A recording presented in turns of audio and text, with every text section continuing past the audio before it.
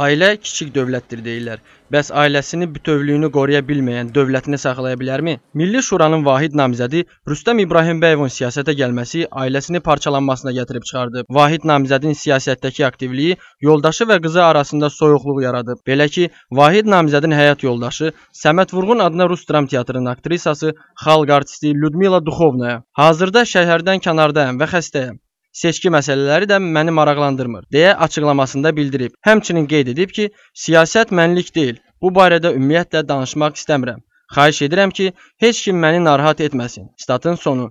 Deyilənlərin hamısından belə nəticəyə gəlmək olar ki, nə Rüstəm İbrahimbəyov, nə də namizədin seçki qabağı durumu Lyudmila Duxovnanın marağında deyil. Onu da qeyd edək ki, bəzi mənbələrin bizə verdiyi məlumata görə 25 il xalq artisti və vahid namizəd evli olsalar da rəsmi nikahda qeydiyyatdan keçməyiblər. Bu mübahisələrlə bərabər Rüstəm İbrahimbəyovun ikinci həyat yoldaşına olan qızı da sosial şəbəkələrdən aktivliyindən qalmayıb. Milli Şuranın prezidentliyə vahid namizədi kinodramaturq Rüstəm İbrahimbəyovun qızı Fatimə İbrahimbəyova son bir neçə gün ərzində öz şəxsi Facebook səhifəsində Bakıdan olan dostlarını demək olar ki, hamısını silib. Artıq bir neçə ildir ki, ailəsi ilə birlikdə İstanbulda yaşasa da, onun sosial şəbəkədə xeyli sayda Bakıdan olan dostları olub. Onun belə addım atması isə onunla əlaqələndirir ki, o Azərbaycanla əlaqələrini tamam kəsmək niyyətindədir.